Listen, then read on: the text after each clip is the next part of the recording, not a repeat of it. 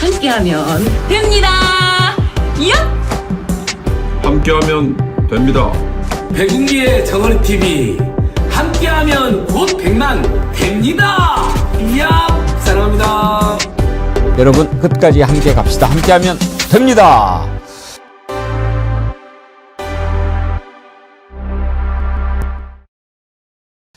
여러분 안녕하십니까, 백운기입니다. 이재명 대통령이 돌아오니까 국민들 마음이 좀 놓이는 걸까요? 최대 폭락을 기록했던 국내 증시가 다시 힘차게 반등하고 있습니다. 이틀 연속 매도 사이드카가 발동됐던 주식시장이 오늘은 매수 사이드카를 발동할 만큼 뜨거워지고 있습니다. 지금 코스피 지수는 5,573. 어제 종가가 5,093이었으니까요. 거의 500포인트 가까이 오른 거죠. 최고치였던 6,347까지 다시 치고 올라갈 수 있을지 궁금합니다. 여전히 중동 정세는 혼란스럽습니다. 트럼프가 지상군 투입 가능성도 배제하지 않는다고 말하면서 쉽게 끝날 태세가 아닌데, 궁금한 것은 도대체 트럼프가 생각하는 최종 목표는 무엇인가 하는 겁니다. 하메네이 처단이 너무 일찍 이루어지는 바람에 플랜이 어긋난 것 아닌지 그런 생각도 들고요. 아무튼 이럴 때일수록 지나친 공포심을 갖는 것보다는 냉철하게 상황을 판단하면서 투자든 생업이든 임해야 할 겁니다. 생방송 백운기의 정치 1번지 출발합니다. 정어리에서 이번에 준비한 보리숭어, 여러분 참 이런 걸 좋아하시는군요. 방송 광고 나가자마자 엄청나게 많이 주문을 해 주시는데, 예, 맛있게 드시기 바랍니다. 싱싱하고 쫄깃하고 고소한 보리숭어 300g에 한 팩인데 이걸 1+1 두 팩에 600g. 이거 이제 네 분이 충분히 드실 수 있는 양인데 29,900원 무료 배송이라고 하니까요. 이런 가격에 온 가족이 함께 또 봄에 가장 맛있는 제철 이렇게 생선 드시는 거 얼마나 좋겠습니까? 특히 이 보리숭어가 단백질이 풍부하고 불포화 지방산이 많아가지고 건강에 정말 좋다고 합니다. 제철 음식은 보약이죠. 지금 한껏 살이 올라서 제일 맛있는 때니까 맛있게 드시기 바랍니다. 그리고 정어리몰에서 소개하고 있는 염색 샴푸도 여러분들이 많이 사랑해 주시는데, 염색 샴푸 여러분들이 많이 주문을 하셔가지고 블랙이 지금 일시 품절이 돼서요. 다음 주 3월 10일부터 순차적으로 출고한다고 하니까 참고해 주시기 바랍니다. 한영숙님 정말 좋았습니다. 저도 앵커님 말씀 듣고 다크 브라운 2세트 주문했는데 너무너무 좋아요. 제 말씀 믿고 염색하시는 분은 이제부터는 이걸로 해결하시면 염색 걱정 뚝입니다. 그렇게 하시기 바랍니다. 전화번호 알려드릴게요. 1551-3158 1551-3158로 전화 주시면 친절하게 주문 접수도 도와드리고요. 대체로 보면 여러분들은 온라인보다 전화 주문 좋아하시더라고요. 전화 주문 해주시기 바랍니다. 예, 오늘이 경칩입니다. 만물이 깨어난다는 경칩이죠. 놀랄 경. 칩이 무슨 자예요? 깨어날 칩인가? 예. 아침에 정인이 조아님이 뭐 글 올려주신 거 봤는데, 날아오를 칩 이런 거 아닌가요? 옛날에는 개구리가 자 겨울잠에서 깨어난다 그랬는데 우수 경칩 지나면 완전 봄이죠. 이제 우리도 참 새로운 봄을 잘 맞을 준비를 하고 있었는데, 이놈의 트럼프 때문에 참, 트럼프는 로또 같아, 로또. 럭비공 아니고요? 안 맞아, 로또. 징하게 안 맞아. 안 맞아. 뭐 좀 해보려고 그러면 관세로 저기 하고, 좀 잘 되려고 그러면은 또 뭐 저렇게 전쟁하고, 정말 안 맞아. 징하게 안 맞아요. 로또야. 안 돼. 예, 안 돼. 안 돼.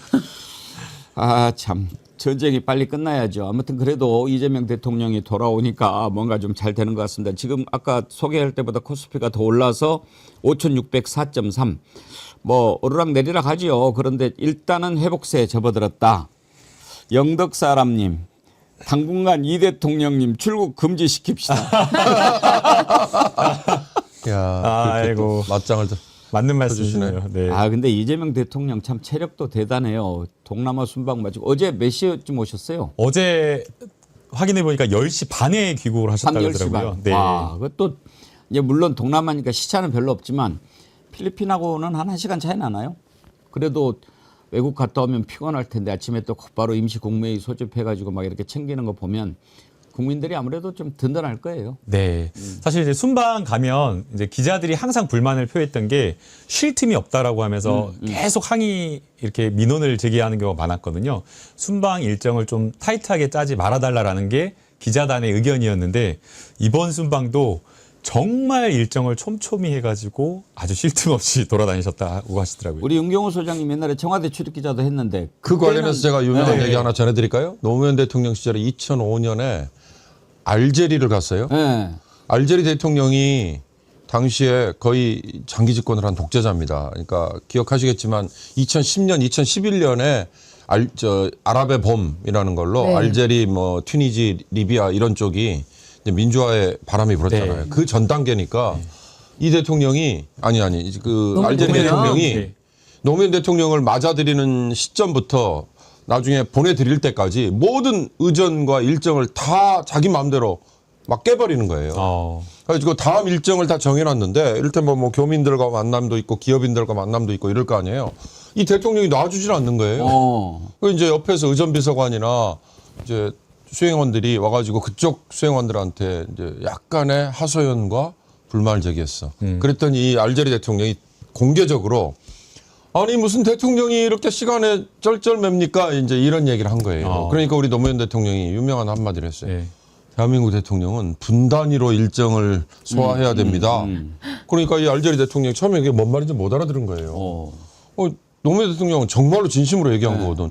해외 나가면 분 단위로 해야 될 정도로 막 촘촘히 짜놓으니까. 그래가지고 그 얘기에 알제리 대통령이 나중에 그 얘기를 진짜 알아듣고 아니 무슨 대통령이 그런 게 어딨냐. 내 맘대로지. 그 양반은 노무현 대통령 만나길 다행이요. 이재명 대통령 만났으면 더 뒤로 자빠졌겠죠. 대통령 1시간은 5,200만 시간이요. 24시간 일해야 돼요. 요즘에는 뭐 1억 시간이라고 그러시죠. 예. 아이고. 그 이후로 대통령의 일정은 분 단위로 그게 한동안 유행했죠. 네, 맞습니다. 기억이 납니다. 근데 그때만 해도 이렇게 청와대 출입 기자들 대통령 순방 따라가면 좀 괜찮았잖아요. 그러니까 노무현 대통령 시절에 이제 청와대 출입의 문을 막 열기 시작했잖아요. 네.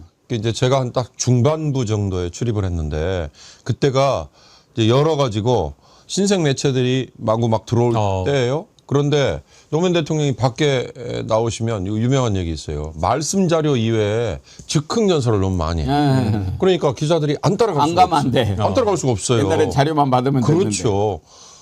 그래가지고 그 알제리 똑같은 데입니다. 알제리 대통령이 그렇게 파격적으로 의전 뭐 이런 걸 하니까 국빈 방문이 아닌데도 대통령의 수행원들을 내가 비용을 다 대겠다라고 또 파격 선언을 해요.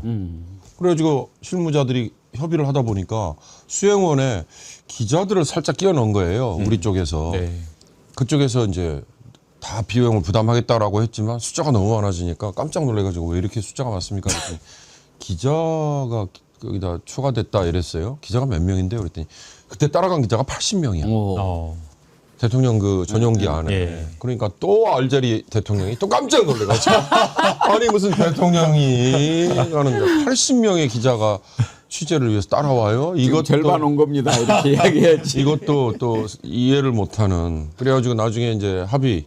알제리 대통령이 수행원 그쪽 참모 쪽에서 그러면 공식 수행원과 비공식 수행원만 우리가 비용 부담 다 하고 기자는 빼자. 그 이제 기자들은 섭섭해할 텐데요. 이제 이렇게 농담을 했나 봐 우리 쪽에서요. 가는데 그 대추야자라는 거 있잖아요. 이렇게 큰 대추야자. 그다음에 와인 한 병을 80명의 기자들에게 다 선물을 한 거예요. 이걸 또 특별히 비행기 올라가는데 일부러 자기가 또 한 병씩 다 건네줬어요. 오유야. 이것 때문에 시간이 또 지체됐죠. 아예 감사하게 생각한 게 아니라 모든 거에서 파격. 그러니까 자기 파격이 아니야. 일정 파괴지.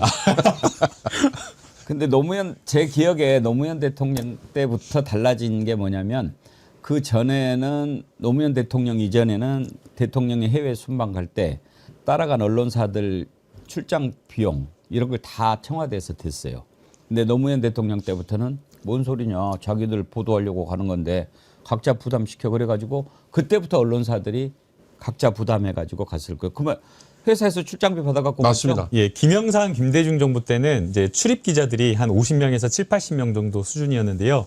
노무현 정부 때 개방형 브리핑제를 한다고 하면서 그리고 또 동시에 그때 인터넷이 이제 막 이제 막 이제 성장했잖아요. 그래서 인터넷 언론도 막 늘어나다 보니까 출입 기자가 거의 300명 수준으로 늘어났거든요. 그래서 그 당시부터 해서 이제 출입 기자에 대한 순방 비용을 7대 3으로 부담을 했더라고요. 그리고 이제 문재인 정부 넘어와서 5대 5로 부담을 하다가 이제 이재명 정부 들어와서 너무 부담이 커진다라고 해가지고 조금 더 저희가 지원할 수 있는 부분을 약간 더 지원하고 있는 부분. 그렇군요. 그걸 제가 지원을 조사하고 연구했습니다.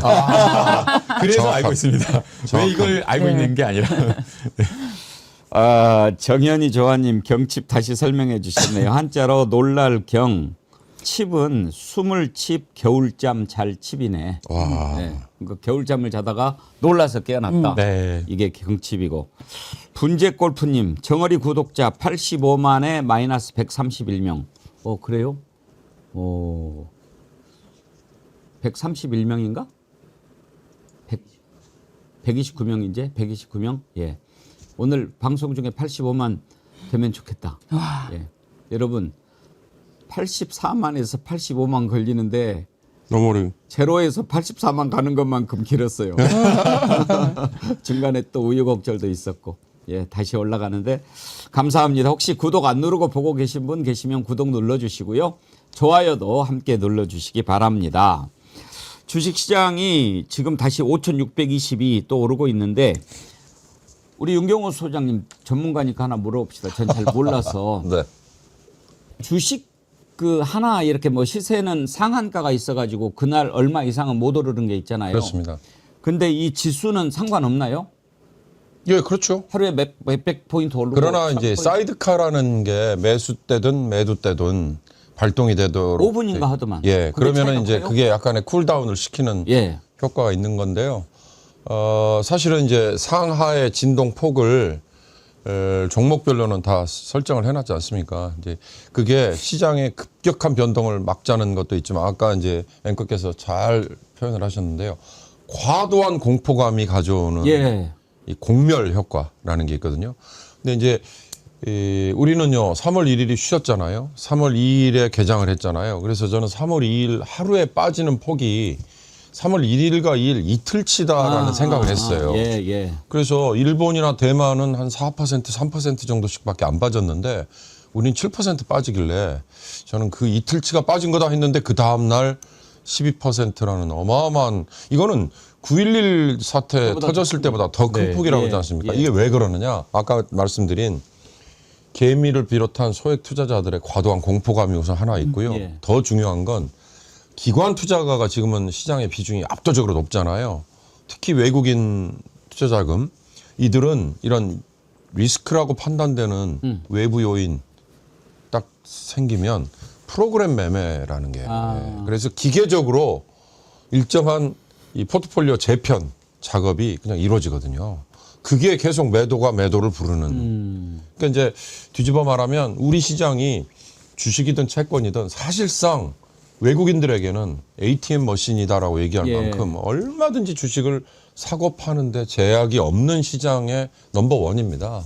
그 점이 우리가 이렇게 취약해진 이유이거든요. 그러니까 그걸 그렇다고 이제 와서 제도적으로 그걸 또 막아대면 그러면 우리 뭐 MSCI 지수에 편입되는 거에 뭐 한국이 뭐 사실상은 선진국이 아니라는 등 그런 공격들을 하니까 그런 점에서 사실은 신중한 접근이 필요한데 어찌됐든 이 프로그램 매도라는 것 때문에 시장이 이렇게 과도하게 빠졌는데요. 거기에 이제 공포감을 가지고 개인 투자자들이 막 부안해동을 한 거 이거는 공멸이라는 거를 좀 말씀드리고 싶어서 그랬습니다. 그러면은 오늘 산술적으로는 6천을 다시 넘어갈 수도 있는 거죠? 아니 뭐 얼마든지 가능하죠. 가능한데 이제 저는 오늘 아침에 나오면서 미국 시장이 뭐 반등을 해버렸잖아요. 먼저 그런 점에서 오늘 이제 회복이 되겠구나라는 생각을 했는데 12% 빠졌던 시장이 갑자기 10% 폭등을 해버리고 이거는 또 이 자체도 그렇게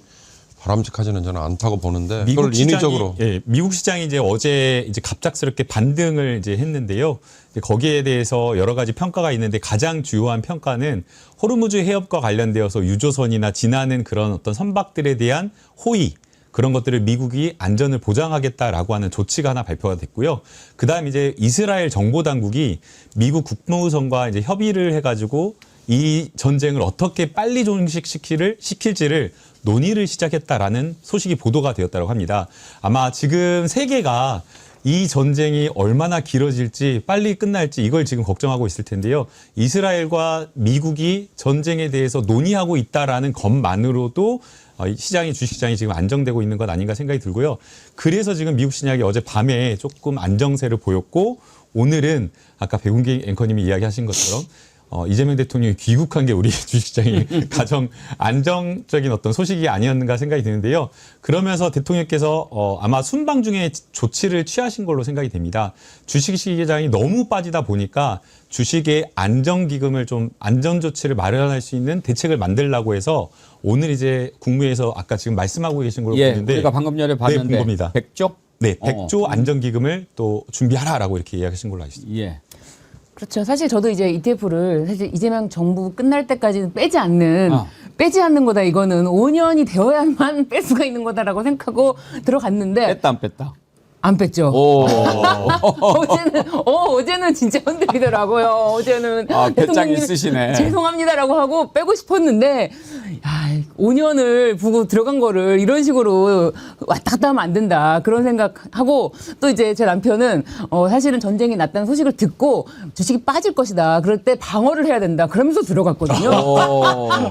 6천대에 들어갔습니다. 6천대. 네, 그러면서 진정한. 같이 막아줘야 된다. 진정한 투자자인데요. 네, 그럼 막아줘야 된다는 마음으로 버텨야 된다. 이제 그런 마음으로 있습니다.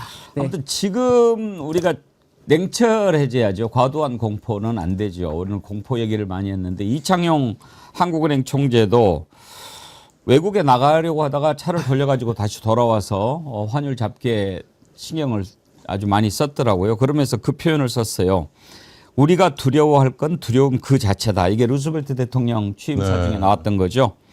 우리가 두려워할 것은 두려움 그 자체다. The only thing we have to fear is fear itself. 발음 괜찮았어요? 너무 완벽합니다. 네이티브 같습니다. 예.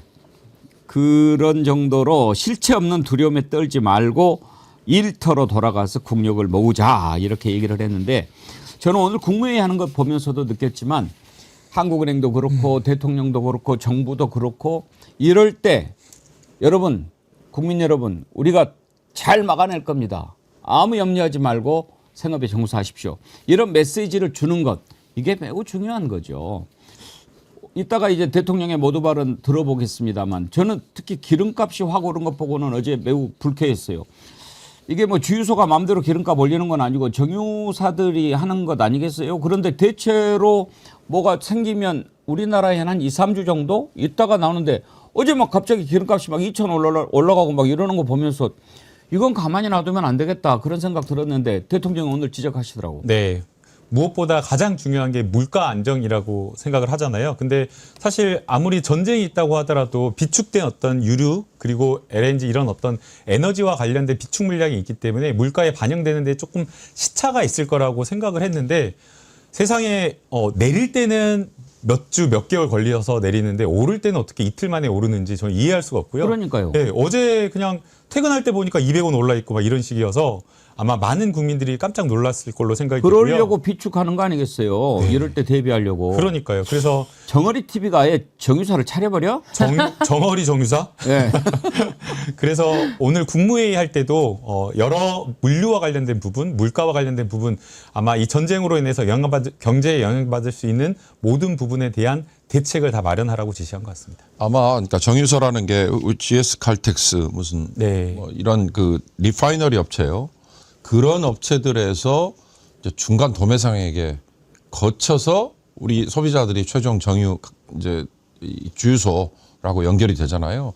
이 중간 도매 업체들의 농간이라고 봐야죠. 왜냐하면 지금 말씀하신 것처럼 비축유도 있고 지금 도입되는 이 원유 그다음에 이 정제된 휘발유나 경유라는 거는 이미 2달 전, 3달 전에 들어온 것들인데 이게 네. 어떻게 갑자기 전쟁 났다고 해서 바로 반영이 되느냐. 이거는 그런 점에서는 제가 보기엔 이 중간 업자들의 농간을 좀 잡을 필요가 있다고 봅니다. 예. 밤의 여름님. 오를 때는 바로 오르고 내릴 때는 늦게 오르는 기름값. 짱구는 옷말려님. 오를 때는 번개, 내릴 때는 나무 늘보. 자식들. 김세원님, 나는 어제 매수했네요. 코스피 망하면 와. 나라도 망해요. 그러면 개인도 살아남지 못해요. 그러면 돈도 필요 없지요. 흔들지 말고 팔지 말고 매수하세요. 와우. 예, 제가 주유소는 이럴 때 좀 혼이 한번 나야 되겠는데, 자, 오늘 이재명 대통령이 임시 국무회의를 소집해서 정부가 제대로 대응을 잘 하도록 지시를 했습니다. 모두 발언 일부 한번 들어보실까요? 중동 지역 위기가 고조되면서 글로벌 경제 안보 환경이 많이 악화되고 있습니다. 정부는 자본시장 안정과 체질 개선을 위한 정책적 노력을 가속화하고 자금시장 불안을 사전에 차단하기 위해 마련된 100조 원 규모의 시장 안정 프로그램을 적절하게 또 신속하게 집행 관리해 주시기 바랍니다. 이럴 때 기승을 부리는 가짜뉴스 유포 또 시세 교란 같은 범죄 행위도 철저하게 차단하기 바랍니다. 무관용의 원칙으로 엄중하게 책임을 물어야 되겠습니다. 원유, 가스, 나프타 등에 대한 긴급 수급 안정책과 함께 중장기적으로 수입처를 다각화하는 방안을 신속하게 추진해 주시기 바랍니다. 어려운 시장 환경을 악용해서 매점 매석이나 불합리한 폭리를 취하려는 시도를 강력하게 단속하고 이에 대해서 단호하게 대응할 필요가 있습니다. 사실 유류 공급에 관해서는 아직까지 객관적으로는 지금 심각한 차질이 벌어지는 것도 아닌데 갑자기 무슨 주유소 그 휘발유 가격, 유류 가격이 폭등을 했다고 합니다. 아침, 점심, 저녁에 가격이 다르다고 하고 심지어는 한 리터당 200원 가까이 올리는 곳도 있다고 합니다. 제재 방안이 구체적으로 어떤 게 있는지 한번 논의해 보기 바랍니다. 중동 수출 의존도가 높은 기업이나 또 해운 같은 이런 분야에 대해서는 이번 상황에 직접적인 영향을 받게 되기 때문에 이에 대해서 신속하고 폭넓은 정책금융 지원을 서두르기 바랍니다. 우리 국민 여러분께서는 정부를 믿고 차분하게 일상을 이어가시기 바랍니다. 특히 현지 국민들의 안전을 수시로 확인하면서 필요한 경우에는 우방국들 간의 공조를 바탕으로 신속하고 안전한 철수 계획을 수립해서 시행하기 바랍니다. 군용기와 전세기, 육로교통 등 가능한 모든 수단을 총동원하기 바랍니다. 아울러 현재 중동 해역에 있는 우리 선박과 선원의 안전에도 만전을 기해 주시기 바랍니다. 예, 우리 교민들의 안전도 매우 중요하고 지금 두바이에서 관광객 79명이 오늘 입국한다는 그런 속보도 들어왔습니다. 무엇보다도 관광을 갔다가 이렇게 발이 묶인 분들은 얼마나 불안하겠어요. 교민들도 아니고 그런 안전도 매우 중요한데 방금 대통령이 지적했듯이 이 기름값 가지고 장난치는 거는 정말 나쁜 것이요. 이렇게 국민들이 위험하고 막 그 불안한 상황을 이용해서 자기 몇 푼 더 벌어보겠다고 하는 그것보다도 더 나쁜 게 이 기름값이라든지 이런 것들이 물가에 미치는 영향이 직접적이거든요. 그러면은 사람들이 막 이런 건 정말 안 되는 거죠. 그렇죠. 왜냐면 기름값이라는 게 단순히 뭐 승용차 쓰는 사람만 해당되는 게 아니라 유통이잖아요. 국내 유통망 전체에 영향을 지대하게 미치기 때문에 이거는 그 정말 국가적 위기 상황에 국민에게 고통을 전가하는 행위이기 때문에 이런 거는 반드시 잡아내야 된다고 봅니다. 주식시장이 이제 다시 회복하고 있는데 어제 하루에 막 재미있는 그 밈이라고 그러죠. 그것들이 막 이렇게 돌아다녔어요. 그 전에 주식시장이 막 치솟을 때 그때 좀 유행했던 것이 이재용 회장이 설명할 시간 없어 빨리 타 막 그랬는데 어제는 이게 이제 처음에 그때 막 올라갈 때 설명할 시간 없어 어서 타 이랬는데 네. 어제는 저걸 패러디해 가지고 헬기에 타 가지고 설명할 시간 없어 어서 저런 것도 나오고 하여튼지 참 대단하죠. 또 다시 돌아올 때 조금만 기다려. 네. 이거는 이제 이재용 회장하고 최태원 회장이 이렇게 있는 그런 모습인데 네.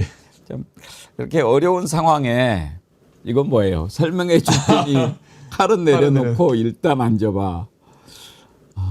저 누구예요? 가운데 누구죠?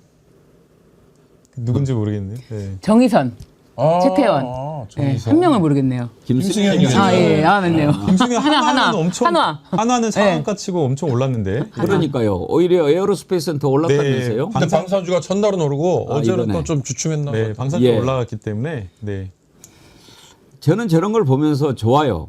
이렇게 나라가 막 그렇게 혼란스럽고 막 이렇게 힘든데도 저렇게 유머로 풀으면서 대처하는 게 좀 여유 있어 보이잖아요. 네, 그렇죠. 아무래도 저런 거를 만들어낼 정도로 뭔가 이렇게 사실 저거 다 AI로 만들어내는 거 아닙니까? 그래서 AI를 이용하는 게 사실 이 주식 시장에 엄청난 영향이에요. 그러니까 뭐 전쟁이 일어나고 지금 뭐 국제적 위기 상황이다라고 해도 사실 반도체라든지 AI라든지 이런 거는 계속 수요가 있는 시장이고 이 수요가 멈춰지는 게 아니라 오히려 더 사실은 활용되는 부분이 있지 않습니까? 이제 그런 걸 보면서 이 시장의 변동성이라는 것도 좀 이해가 되는 측면이 있지만 수요가 줄지 않는데 주식이 팍 폭락한다? 이거는 마음이거든요. 마음이 움직인 건데 다시 이제 마음이 올라타서 주식시장이 안정이 될 수 있도록 그런 부분에 이제 대통령께서 직접 이렇게 또 말씀까지 해주시니까 좀 우리 국민들이 대통령을 믿고 주식을 투자하는구나.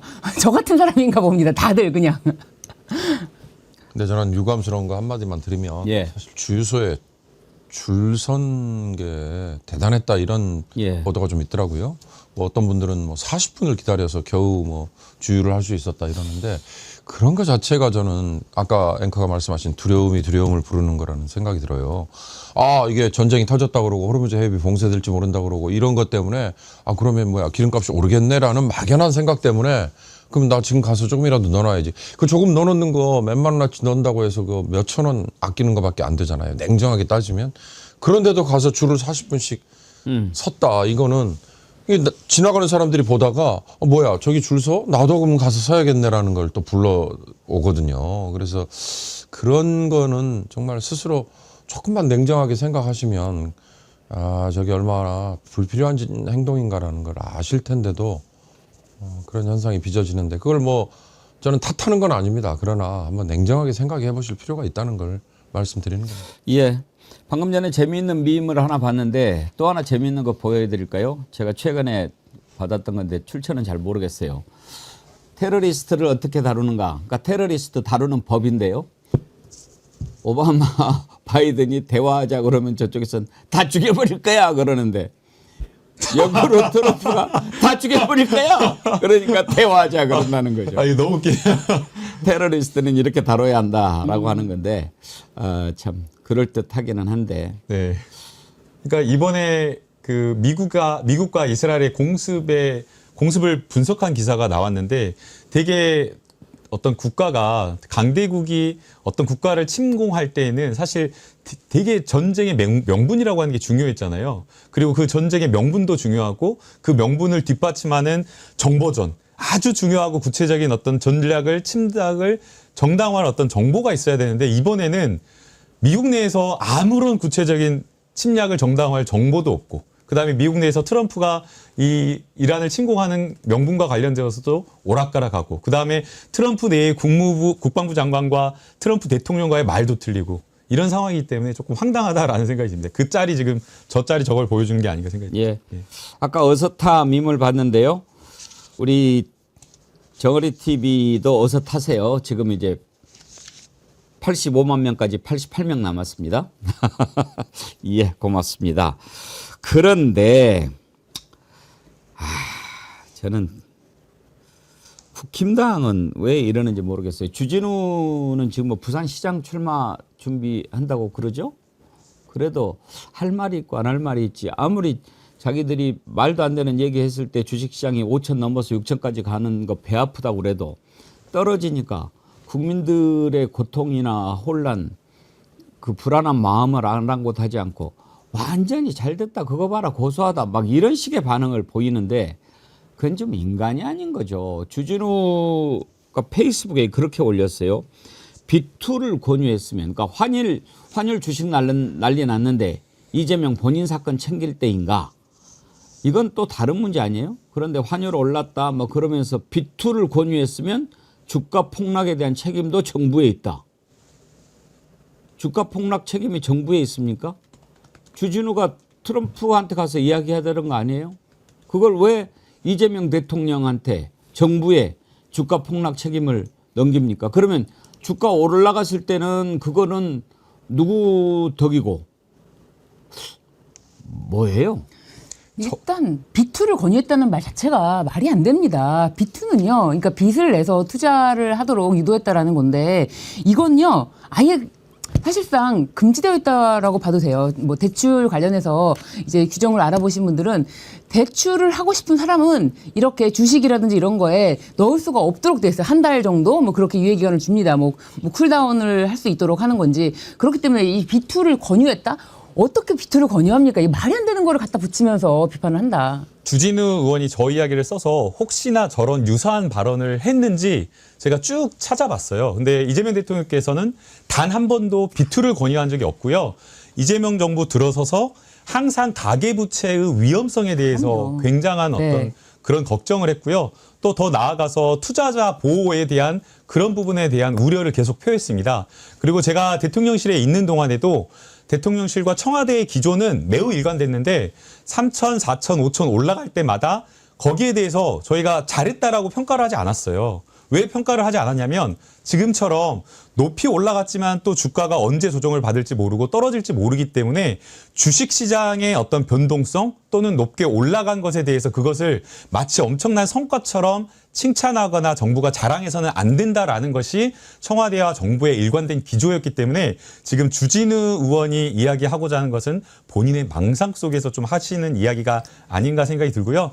그리고 이제 더 나아가서 아마 뭐 무슨 뭔 갑자기 뭐 재판 이야기하고 뭐 사건 이야기하고 하는데 아마 그게 바로 3월 3일에 보도가 된 단독 기사로 보도가 된 오마이뉴스 김성태 접견 녹취와 관련된 기사를 보고 이야기하는 것 같습니다.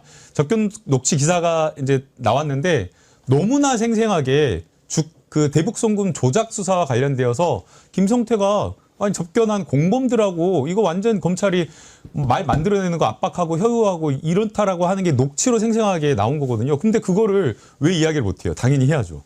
네. 다음으로 넘어갈 텐데요. 우리 정어리 PD가 발빠르게 아까 설명할 시간 없어서 타로 네. 이재명 대통령 패러디한 것을 밈을 한번 만들었습니다. 한번 보여주실까요? 대통령으로 바뀌었네. 예. 재밌었습니다. 국힘당 얘기 나온 김에 국힘당 잠깐 얘기해 보죠. 지금 완전히 뭐 어디로 갈지 모르는 그런 상황이죠. 이제 우리나라도 혼란스러웠다가 이재명 대통령 돌아오니까 이렇게 다시 안정감을 찾는 그런 모양새인데 국힘당은 일단 대표가 이럴지 저럴지 어떻게 해야 될지 모르다 보니까 청와대까지 시위한다고 행진한다고 근데 그 미리 신고도 안 해놔가지고 성적이 들고 있는 윤호개인 따라가면서 그냥 무슨 모양새입니까? 그런데 어제는 그 몇몇 의원들 미래연대인가? 뭐 거기랑 이렇게 대화를 한다고 했는데 끝나고 나서 하는 얘기가 이제는 장동혁한테 더 이상 설득하는 걸 포기했다. 그러니까 전륜을 해라라고 하는 설득을 포기했다. 그렇게 얘기를 하더라고요. 그러면 윤경호 소장님, 그걸 포기했으면 어떻게 갈라선다는 얘기입니까? 아니면은 우리도 윤호개인을 하겠다는 겁니까? 장동혁 물러나라 그 얘기는 왜 안 하는지 모르겠는데 저는 한동훈도 그렇지만 국민의힘 내에서 장동혁과 앞으로 뜻이 안 맞고 같이 못하겠다 그러면 왜 한 사람이라도 나와가지고 난 깃발을 새로 꽂겠다. 그 세력이 없을까. 이게 이제 거대 정당의 울타리에 지금 안주하고 있는 우리 정치권의 딱 그 모습 이거라는 생각이 드는데 지금 국민의힘은요. 그러니까 지금 당장 자기들에게 최대 현안이 뭘까라는 걸 제가 한번 곰곰이 생각해 봤어요. 그랬더니 시간을 이렇게 거슬러 보니까 대구 경북 통합특별법인 것 같아요. 그 내부에서 이를테면 주호영 적극적으로 출마하려고 하는 사람들 위주로 그다음에 대구 지역 의원, 경북 지역 의원들끼리 모여가지고 또 투표까지 해가지고 일단 하자라고 했잖아요. 네. 근데 여전히 지금 시도의회 의장단 뭐 등등등등 현지 여론은 반대가 있다면서요. 여기에 지금 이러지도 못하고 저러지도 못하는 상황이지만 민주당에게는 그 특별법 통과시켜달라고 요청을 하고 있잖아요. 그래놓고 대통령 없는데 청와대까지 뭐 도보행진한다 그러면서 뭐 사법개혁, 사법 파괴 3법 항의하고 그러면 이거는 앞에서는 설사 그렇다 하더라도 뒤에서 뭔가 좀 거래의 그게 정치 아니에요? 근데 여기는 전혀 그런 기술도 없고 뜻도 없고 그러니 이게 정치라는 게 완전 지금 교착 상태에 빠져 있는 게 아닌가. 그러니까 이제 조금 길게 보고 크게 보면 장동혁이라는 제1야당 대표가 이건 도대체 갈짓자 행보 그 이하라고 그 이상 그 이하 저는 언급할 가치도 없다는 생각이 들어서 이게 단순히 지방선거를 할 것 안 할 거다. 이거 지방선거에 대비한다 안 한다 이 문제가 아닌 것 같습니다. 지금. 어제 이제 지난 연휴 기간에 장애 집회 신고를 안 했잖아요. 예. 저는 그걸 보면서 이게 단적으로 지금 국민의힘 모습을 보여주는 거라고 보거든요. 왜냐하면 장애 집회 신고 여부는 사실 당직자들이 서포트하는 거거든요. 예. 그러니까 이거는 지시를 하고 지도부가 뭘 판단해주고 하는 게 아니라 실무적으로 반드시 그냥 시스템이죠. 시스템으로 그냥 따라가야 돼요. 그런데 이걸 아예 그냥 당직자들이 서포트하고 누르겠다라고 하는 것은 아마 이거 몰랐을 거예요, 당직자들이. 그 일만 10년, 20년, 30년 가까이 해온 당직자들인데 그걸 누르겠다라고 하는 것은 이미 이 내부에서 당직자들도 이 지도부 도저히 못 봐주겠다라고 하면서 거의 손을 놓은 상황 아닌가 이렇게 사보타주 같은 느낌이라고 보입니다. 그리고 또 제가 어제 이제 방송을 하면서 국민의힘 이제 의원님들을 이야기 들어보니까 아까 소장님 말씀처럼 아예 포기 상태라고 하더라고요. 그래서 지금은 오히려 장동혁 대표에게 계약서를 쓰라고 약간 이렇게 말을 하는 거래요. 책임을 대신 져라. 더 이상 말 바꾸지 말고 제발 이 선거에 대해서 책임만 져주라. 라고 하면서 선거 다음을 기약하는 수밖에 없다라는 이야기까지 하더라고요. 저는 이들이 산책하는 모습, 그 산책 수준이었습니다.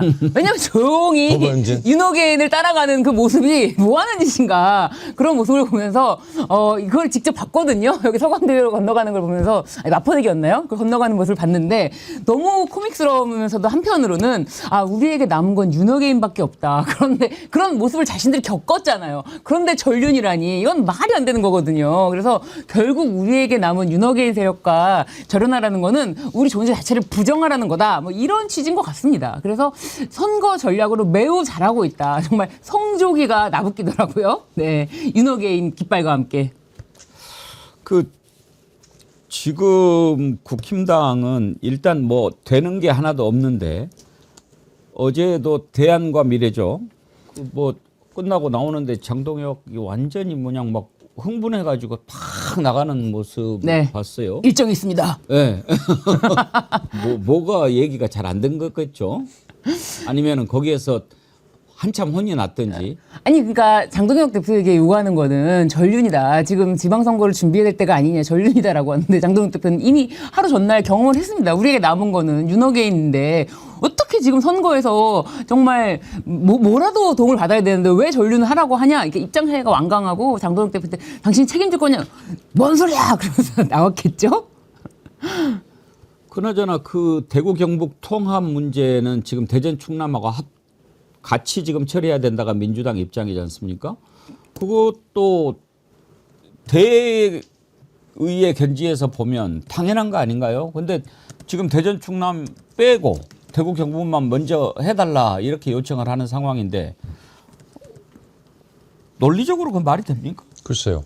이 특별법이라는 게 아무리 시기 그다음에 부여하는 권한 이런 것들에서 정말 특별 대우를 해준다라고 하더라도 광주 전남 특별법 때 나머지 지역과 함께 하는 게 그래도 모양은 좀 맞는 건데 그거 이미 실기했지만 그렇다고 대구 경북도 먼저 하고 대전 충남은 나중에 하고 차라리 그럴 바에는 대구 경북은 선거를 이번 6월에 하지 말고 좀 늦추는 거 이런 건 왜 생각 안 하는지 저는 모르겠습니다만 이 이제 희화화 돼버리기 시작하는 건데요. 그렇게 조변 섞게 손바닥 뒤집듯이 그렇게 법을 만들고 또 그렇게 정치를 해나가는 거 그거는 아니죠.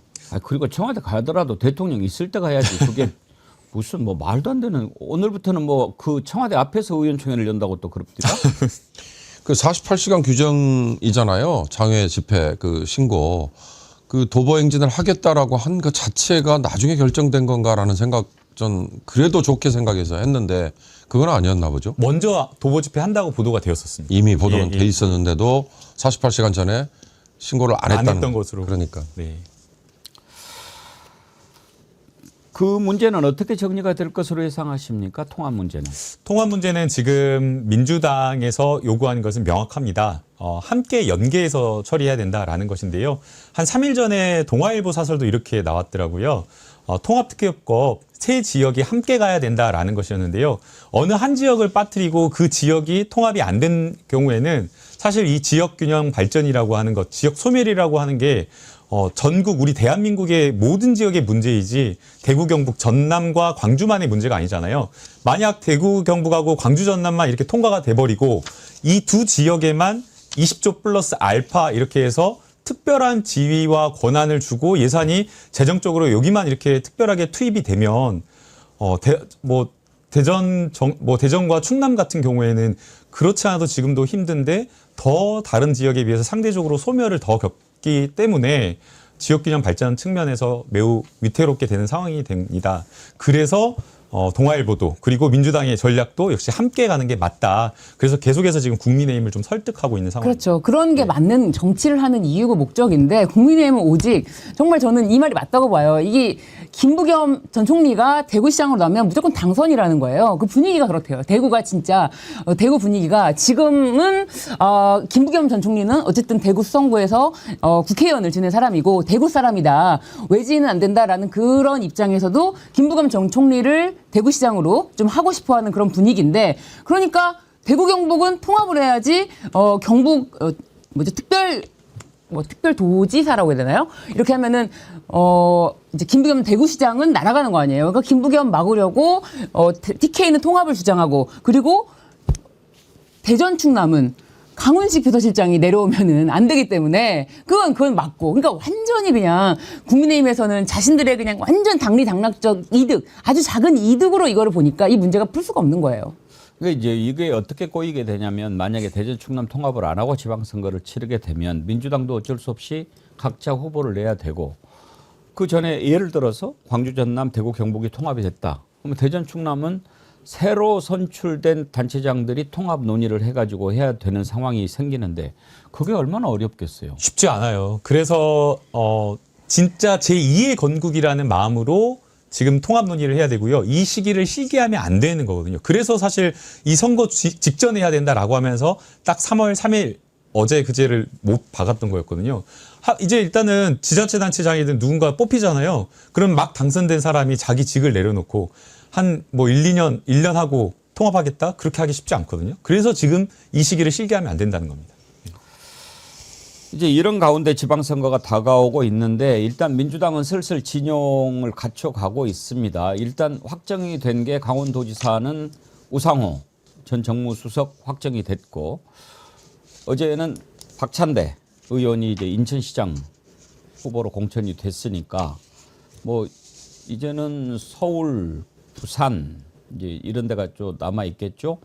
근데 서울은 이번에 꼭 그런 시각으로 볼 필요가 없겠습니까만은 아무래도 그렇게 보게 되는 게 정은호 구청장이 지지율에서 워낙 앞서가고 있는 상황에서 같이 지금 경쟁을 벌이던 분들이 배치가 됐잖아요. 박홍근 의원도 서울시장 출마하려고 그랬는데 기획예산처 장관 후보자로 지명하고 잠시 후에 우리가 만나보겠습니다만은 박용진 규제합리화위원회 부위원장 이렇게 이제 가고 근데 이따가 제가 박용진 부위원장 오면 물어보겠지만 총리급이라고도 하고 부총리급이라고도 하고 그런데 그런 자리예요? 총리급입니다. 그러니까 원래는 그 전에는 위원장이 총리였는데 이재명 정부 들어서서 이 규제합리화위원회에 위상을 격상시켜서 대통령이 위원장을 하고 부위원장이 지금 총리로 되어 있습니다. 그래서 처음에 대통령실에서 부총리급으로 이렇게 기자들에게 안내를 했다가 다시 정정해서 다시 안내했습니다. 총리급으로? 총리급으로. 뭐가 다릅니까? 뭐가 달라집니까? 총리급, 부총리급. 기분이 확실히 좋아집니다. 그리고 이제 대통령을 직접 대통령이 위원장이라는 위원회와 총리가 위원장이라는 위원회는 급이 다르죠. 네, 그리고 대통령을 자주 볼 수 있습니다. 그러니까요. 네, 위원장이 총리 대통령이기 때문에 회의할 때 대통령을 보게 되는 거고요. 이제 다른 위원회가 대통령 직속 기구들이 되게 많거든요. 근데 되게 대통령 직속 기구들이 자문 그룹들이 되게 많아요. 그럼 자문 그룹들은 결정을 못하고 그냥 회의에서 그냥 의견을 올리는 정도인데 이 규제합리화위원회 같은 경우에는 행정규제기본법에 따라 가지고 아예 실질적으로 정 부처에 걸쳐 있는 여러 가지 어렵고 민감한 그것도 기업과 우리 미래의 여러 성장 산업에 직결되어 있는 아주 중요하고 민감한 법안을 해결하고 조정하는 역할을 합니다. 그러니까 진짜 중요한 데입니다. 아 근데 제가 좀 네. 비판적인 얘기 하나 하려면 그거 하라고 총리 국무조정실이라는 게 있잖아요. 네. 근데 이게 사실 위원회 어느 정부는 위원회 공화국이라는 비판도 받았고 실제로 엄청난 위원회 만들어 놓고 쓰지도 않고. 근데 이제 총리급 부위원장이라 그러면 그 밑에 뭐 사무국장 내지는 사무총장 역할을 하는 사람들은 또 장관급일 거 아니에요. 이런 부대 이 인플레이션이 이게 얼마나 불합리해요. 사실 전 뭔가 하겠다는 의지는 좋아요. 그러나 총리실 밑에 있는 국무조정실과의 부딪히는 거 이런 것도 생각을 해야지 너무 이렇게 정치적으로 그리고 지금 그렇지 않아도 말 많은 이병태 카이스트 교수 뭐 이런 사람들 전 그런 점에서 이번 인사가 그렇게 썩 좋아 보이지는 않더라고요. 네. 이제 뭐 그런 비판을 충분히 저는 이해를 하고요. 다만 대통령께서 이렇게 직접 주관하겠다, 직접 이렇게 회의를 참여해서 하겠다, 이끌겠다라고 하는 것은 그만큼 이 규제합리화위원회가 중요하고 또 우리가 대한민국이 지금 전환의 시기라고 보는 것 같습니다. 과거에 우리가 지난 20년 동안 IT 이런 걸로 쭉 성장해 왔잖아요. 그런데 이제 앞으로는 이걸로는 이 먹거리로는 안 된다. 정말 AI라든가 데이터라든가 로봇이라든가 또 피지컬 A라든가 이런 어떤 신성장 동력을 또 찾아야 된다라고 하는 그런 어떤 절박한 시대적인 어떤 과제를 가지고 있는 상황이기 때문에 아마도 그러한 것 때문에 고민해서 대통령께서 직접 하시겠다는 거지 무슨 뭐 공무원들의 급 때문에 그런 것은 아닐 거로 생각이 듭니다. 참고로 네. 언론인은 평생 때를 못 벗어. 근데 그 총리급이라고 그러면은 지난번에 이제 김진애 국가건축정책위원회 예. 그 위원장 이렇게 인터뷰했는데 말면 뭐 장관급이지 뭐. 뭐 차도 없고 막 뭐 그러더라고요. 네. 이 자리도 그런 거예요. 거기는 국가건축위원회인가 거기는 예. 민간기구입니다, 사실. 아. 예, 그러니까 거기는 공무원직은 아니고요, 민간위원회. 거기도 장관급이라고 그러잖아요. 그런데. 예. 그러니까요. 그러니까 그 급이라든지 이런 거에 그렇게 크게 신경 쓸 필요는 없다. 왜냐면 대통령이야말로 실용주의 아닙니까? 굳이 급을 높여서 뭔가 대우를 더 잘해주고 이런 형식적인 거 제일 싫어하는 분이 맞아요. 대통령이시기 때문에 네. 대통령이 위원장이고 공동 부위원장으로 김민석 총리가 들어갑니다. 그리고 이제 주 부처가 국무조정실이기 때문에 그런 부분은 서로 다 이해관계가 맞다. 다만 대통령이 직접 주관한다. 그 부분만 차이가 있다라고 보시면 될 것 같습니다. 다시 이제 선거로 돌아와서 서울시장 후보가 이제 누가 될까 가장 궁금한데요. 어떻습니까? 정원호 구청장이 워낙 지지율이 앞서가니까 그래도 이제 경선을 하겠지만 이번에 박홍근, 박용진 그 후보군 2명을 정리한 것도 정원호 구청장 힘 실어주기 뭐 이렇게 보는 시각이 있던데 그렇게 볼 수 있을까요? 글쎄요, 제가 보기에는 그 결선까지 가는 과정에서의 당내 경선 룰 이게 중요할 것 같다는 생각이 드는데 제가 들은 바로는 그러니까 예선에서는 권리당원 100% 투표로 예선이 치러지고 결선에 갈 사람들은 그 다음에 권리당원 50%, 그 다음에 여론조사 50% 이렇게 된다라고 들었는데 맞나요? 비슷한 것 같습니다. 네. 그렇게 된대요. 그러니까 예선에서는 아마 그 이전에 지난 총선 때 뭐 여러 지역마다 여론조사든 아니면 권리당원 투표든 뭐 택했을 때 사실상 대통령의 뜻 또는 당에서 뭔가 교통 정리를 했을 때 그게 일사불란하게 지금 반영이 되는 거 이걸 감안하면 이 대통령이 정원호 예를 들어서 5명의 후보 중에 상당히 힘을 실어준다 그러면 아마 권리당원들은 그걸로 쏠려가지 않을까. 꼭 무슨 뭐 지시를 내리고 조작을 하고 뭐 이런 거 아니어도 지금 민주당 내에 여러 지금 그 흐름을 보면 그런 점에서 결선에 갈 사람들이 누구누구다라는 게 자연스럽게 교통정리가 될 것 같다는 생각이 들더라고요. 그렇지만 이제 대통령께서 이제 박홍근 의원을 기재부 장관으로 후보자로 지명하신 거는 그런 측면에만 무게를 둘 수는 없다. 왜냐하면은 가장 경쟁력 있는 박주민 의원 있지 않습니까? 박주민 의원을 만약에 박주민 의원을 다른 자리로 배치했다면 그건 확실하다. 그렇지만 박홍근 의원은 그렇게 선두주자라고 보기가 어려웠던 부분. 그리고 또 박용진 전 의원 같은 경우는 이제 왜 후보 등록 같은 걸 안 했냐라고 하면은 자신이 이제 비가 내려야 농사를 짓는데 비가 내리지 않는 땅에 맨 땅에 나가서 뭔 농사를 짓느냐. 자신은 뭐 그냥 기다리고 있었다라고 했는데 마침 자신이 이제 부위원장으로 되시면서 비가 내린 날이다라고 이제 말씀하셨거든요. 그렇기 때문에 그거를 직접적으로 서울시장 후보의 정원호 구청장을 좀 염두에 뒀다라고 보는 직접적인 연결은 좀 보기 어렵지 않을까. 저도 전혀 그런 생각 없으셨을 것 같아요. 네네. 뭐 국민의힘에서는 선거 개입 아니냐라고 막 이렇게 비판 논평도 냈는데 대통령께서는 일 잘할 사람, 이 규제 합리화 위원회에 누가 가장 적임자일지, 이 사람이 어떤 사람이 제일 잘할지, 일 열심히 할지 이것만 봤지 무슨 선거 역학 구도며 무슨 당내의 경선을 막 전혀 생각하지 않았을 걸로 생각이 되고요. 그 다음에 그냥 객관적으로 지금 보더라도 이 두 사람, 정말 왜 웃으세요? 왜 웃으세요? 이 두 사람을 이렇게 뺀다고 해서 그 지지율이 원하는 대로 안 가요. 그렇죠. 우리 당원들의 수준이 너무나 높습니다.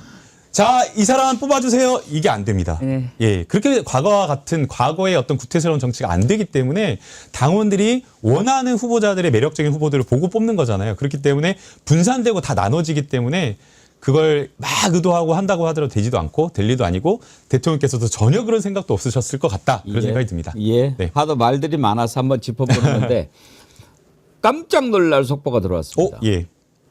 용산구청장 박희영 있지 않습니까? 네. 복당 신청을 했대요. 이번 지방선거에 다시 나오겠다고. 아, 좋네요. 저는 용산이 바뀌어야 되기 때문에 다시 나와서 야. 반드시 선거로 심판이 돼야 된다. 용산구 문제가 많습니다. 이제 혹시나 박희영이 누군지 모를까봐 그 이태원 참사의 맞아요. 책임자였던 그렇죠. 예, 박희영 용산구청장입니다. 우리 모르는- 청자님 수준이 박희영에 대해서 쫙 이렇게 이야기하실 정도예요. 네. 근데 세상에 그 참사의 책임자가 지금 돌아다니는 것만 해도 어딘데 그걸 또 다시 나오겠다고 하는 거는 나오라고 그래요? 좋습니다. 아. 너무 좋습니다. 용산구청장으로 다시 나와야지 알겠습니다. 용산이 나와라, 바뀝니다. 네. 나와. 근데 그런 걸 떠나서 정말 부끄러움을 모르는 인간 아니에요? 그렇죠. 근데 전혀. 이게 문제가 되는 게 뭐냐면요. 단순히 박희영 용산구청장 차원에서 개인 차원에서 했다라고 하면 그 개인을 비난하면 되는데요. 이게 지금 나오는 내용을 보니까 복당을 국민의힘에서 출마시키려고 추진하고 있는 것으로 지금 보도가 되고 있습니다. 그래서 지금 국민의힘 후보 공천을 위해서 복당을 추진하는 것 아니냐 지금 이렇게 나오고 있고요. 최고위에서 결국에는 탈당한 사람이기 때문에 의결을 절차를 거쳐야 되는데 이 의결 절차도 지금 오늘 이렇게 열리는 것으로 이렇게 네. 취재되고 있는 것으로 보입니다. 대단합니다. 아니 국민의힘에서 사실은 지금 인재가 지금 없다. 지금 지방선거 앞두고 나오겠다고 한 사람마다 다 철회하고 인재가 없다. 그러니까 오죽하면은 박희영 용산구청장을 다시 끌어들여서 이렇게 내세우려고 하는 거 보면은 윤호기로 똘똘 뭉치는 이런 형국이 맞다. 네. 지방선거 전략 매우 좋다라고 생각합니다. 저는 국힘 궁금한 게 지금 이진숙은 대구시장 나온다고 그러는 거 아니에요? 네. 고승국 전환길은 어디에 나올까 궁금해요. 들어본 거 없어요? 못 들어봤습니다. 근데 고성국 전환길 그러네요. 야, 그자들도 출마하면 정말 재밌어지겠네요. 그렇죠. 대통령 나오려고 그러나? 국힘당의 대통령 후보가 고성국 전환길 말고 누구 보여요? 아니 근데 국힘당 이자들이 장악하고 접수한 거 아닙니까? 완전 지금 상황 노릇을 하고 있잖아요. 네, 전환길, 고성국, 특히 고성국은 아예 그냥 당 내에 입김이 너무 세니까 고성국을 막을 사람이 없지 않습니까? 그러니까 이제 상황 정치를 하고 있는 것으로 보여지고 장동혁은 사실 자기가 허수아비인데 자기가 정말 국민의힘 당 대표라는 그 사명감이 있나 봐요. 그래서 오히려 지방선거 때 자기 이름 팔아가지고 선거 유세하지 말라고 그런 정도로 지금 어떤 차원이 다른 세계에 살고 있는 것 같습니다. 예. 지금 전환길이 어제 이런 영상을 올렸더라고요. 자신 유튜브에. 윤상현은 배신의 아이콘, 좌빨. 당신 이름 삭제할 것이다. 지난번에 윤상현이 뭐 더 이상 윤어게인 하지 말라 뭐 이런 이야기 했다고 지금 네. 그러는 거죠? 네, 윤어게인 하지 말아달라고 했고 윤석열 대통령에게 결자 해지해달라고 하면서 윤석열이 뭔가 결정을 해달라고 이야기를 했다고 합니다. 그런다고 좌빨이라고 그래. 전환길은 뭘 자기가 생각하기에 내 편이 아니면 다 좌빨인가 보다. 그렇죠. 네, 자기 편 들어주지 않은 사람은 전부 좌빨. 윤상현이 뭐라고 이야기할까 참 궁금한데 그러니까 지금 이런 자들한테 휘둘리고 있는 거 아닙니까? 국힘당이. 예. 이제 본격적으로 지방선거 체제에 들어가게 되면 한번 이 내용 자세히 한번 다뤄보도록 하겠습니다. 이재명 대통령이 필리핀에 갔을 때 상당히 좀 그 특이한 일이 하나 있었어요. 이재명 대통령이 변호인을 할 때 변호를 해줬던 네. 분인데 네. 그분을 만났더라고요. 그러니까요. 네. 감동적인 스토리들. 정말 그거 보니까 아 이거는 꼭 한번 우리 애청자님들하고 같이 생각해봐야 되겠다 해서 준비를 했는데 그거 한번 보여주시겠어요? 아, 반갑습니다.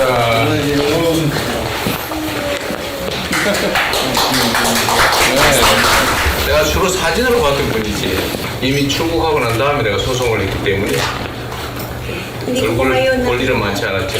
보상을 해주거나 치료도 안 해주고 그냥 강제로 출국을 시킨 때가 있었는데 한편으로는 억울하기도 하셨을 텐데 그래도 한국을 이렇게 인정해주고 그리워하신다니 감사하기도 합니다. Ako'y kahit po ako nagkaganito, I'm very thankful. Dahil hindi po ako pinabayaan ng unang-una. Yung ayaw presidente, Joey Lantayo are my lawyer who helped me during my case there in Korea. Okay, 1, 2.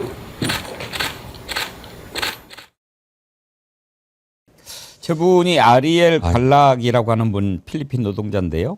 1992년에 우리나라 공장에서 일을 하다가 사고를 당해서 한 팔을 잃었는데 보상을 못 받고 네. 귀국을 했는데 그때 이제 이재명 대통령이 인권 변호사 네. 하던 시절에 1년 넘도록 재심 절차를 밟아서 결국 요양 인정 산업재해 보상금을 받을 수 있게 도와줬다고 하더라고요. 네, 저 사례를 제가 좀 찾아보고 연구를 했는데 진짜 눈물이 나더라고요.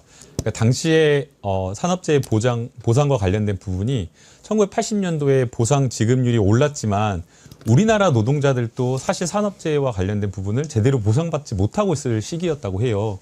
그리고 외국인 근로자 같은 경우에는 연수생 제도로 묶여가지고 실제 노동자 지위가 아니라 연수생이라고 이렇게 하다 보니까 사고가 나더라도 보상을 해주고 치료비를 지원해주는 게 아니라 오히려 강제 출국시켜버리고 쫓아내는 그런 지위에 있다 보니까 당시에는 외국인 이런 연수생들이 큰 사고를 당해도 보상받았다라고 하는 판례들이 없었던 거예요. 그래서 지금 저기 말씀하시는 것처럼 지고 아예 안 되는 것인데도 불구하고 이재명 대통령이 당시에 인권 변호사로서 재심이나 이런 어떤 판례를 뒤집어가지고 도와줬다라고 이야기를 하니까 아 너무나 진짜 감동적인 스토리다라고 생각을 하고요.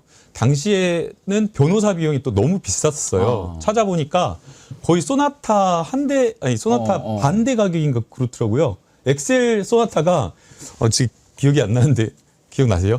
앵커님? 그때 당시에 네, 92년도에. 92년도에 한 500만 원 했어요. 네, 정확합니다. 450만 원이었다고 하더라고요. 네. 근데 변호사 비용이 300만 원 있다고 합니다. 엄청나게 비싸서 변호사를 구할 수도 없는 어려운 그런 상황인데 무료로 저렇게 도와줬다고 합니다. 그리고 또 변호사 해보셔서 알지만 재심은 더 어렵잖아요. 더 어렵고 더 안 하려고 하죠. 예. 예.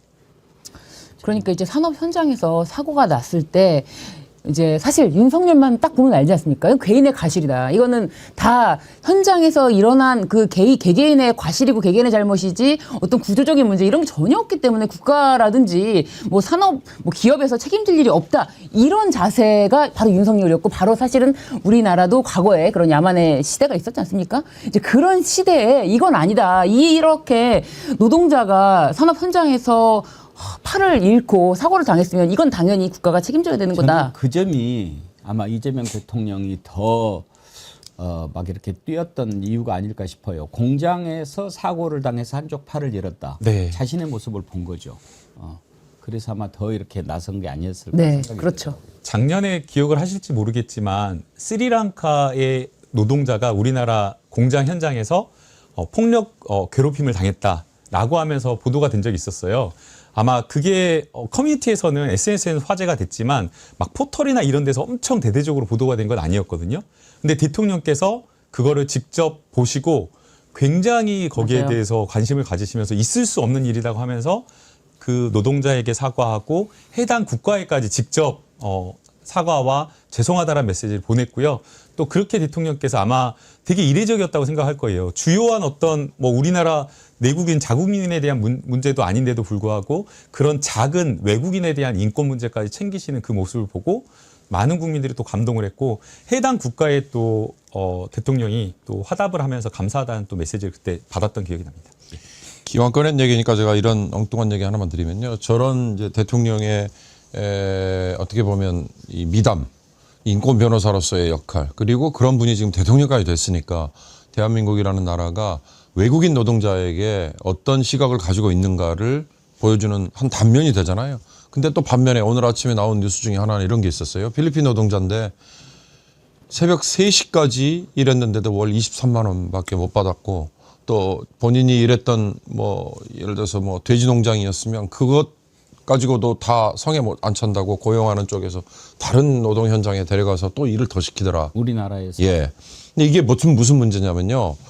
외국인 노동자 중에 고용허가제라는 합법적인 신분을 받아서 와서 일하고 있는 외국인 노동자들은 저렇게 보호도 받을 수 있고 법에 호소도 할 수가 있어요. 그러나 불법 체류하고 있는 외국인 노동자들은 저런 임금 착취, 그다음에 온갖 학대, 그리고 심지어 뭐 여러 다른 불이익을 당해도 하소연을 할 수가 없는, 왜냐하면 본인의 신분이 불법 체류라는 이유 때문에, 그래서 심지어 아파도 병원에도 못 가, 아이를 학교에도 못 보내, 이런 상황에 이 두 얼굴이 동시에 우리가 공존하고 있거든요. 그러니까 정말로 우리가 인권 국가로서 자임을 하려면 불법 체류자에게도 최소한의 인간적인 도리를, 그래서 병원이나 아니면 아이 교육 이런 문제는 아무리 불법 체류자라도 제공을 해주는. 근데 우린 지금 그 정도까지는 아직 가지 못하는 상황이 아닌가 싶어요. 왜냐하면 그 이전에 이 임금 착취라든가 또는 고용주에 의한 학대 이런 게 있어도 문제 제기를 못하니까. 그래서 저는 그런 어둠의 그늘에 있는 외국인 노동자들도 우리가 보호할 수 있는 정도가 되면 이 대통령의 미담과 함께 이게 승화가 될 수 있는 거지만 그렇지 못한 상황이라면 조금은 더 어두운 그늘을 좀 네. 봐야 될 필요도 있다는 생각이 듭니다. 한 가지만 더 보지요. 이번에 필리핀에 이재명 대통령 가서 이제 참전 용사들을 많이 만났거든요. 필리핀은 우리 한국 전쟁 때 아시아에서 가장 먼저 군 병력을 파병한 그런 나라이기도 합니다. 그래서 참전 용사들을 만났는데 그 중에 한 분이 자기 아들이 이번에 공군사관학교를 졸업했다고 그러는데 깜짝 놀랐어요. 오. 대통령도 참 놀라던데. 한번 보시죠. General Santos, this sign is for President.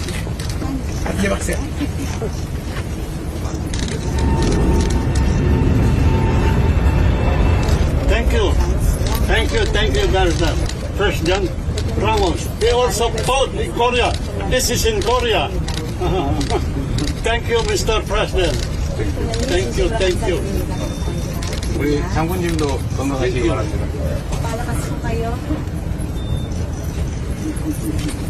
I want to talk to you, sir, about my grandson. He studied in Korea for 5 years. Now he graduated from the Republic of Korea Air Force Academy. Graduate. Graduated 5. So thank you. Thank you for. 우리가 감사합니다.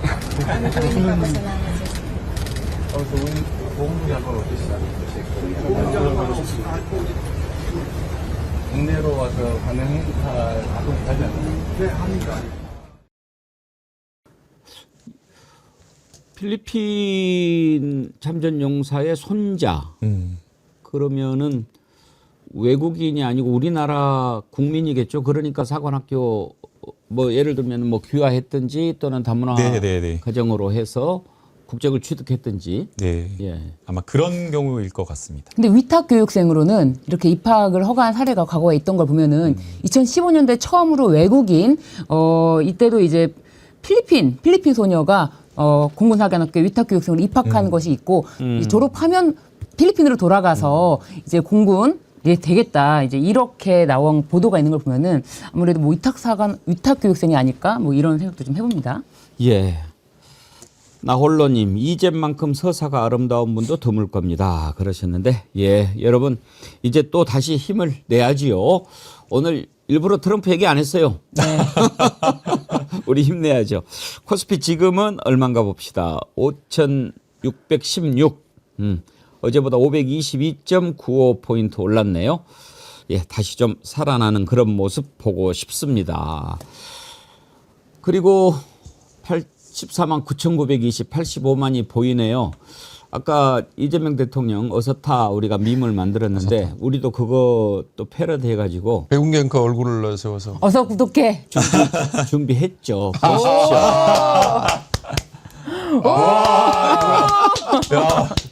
야, 빨리 구독해. 예, 여러분 상어가 오고 있지만 우리가 막아낼 수 있습니다. 어떻게? 함께하면 됩니다. 모두 빨리 구독해서 85만, 90만, 100만 갑시다. 그러면 정말 여러분과 함께 멋진 세상 만들 수 있을 거라고 생각합니다. 고맙습니다.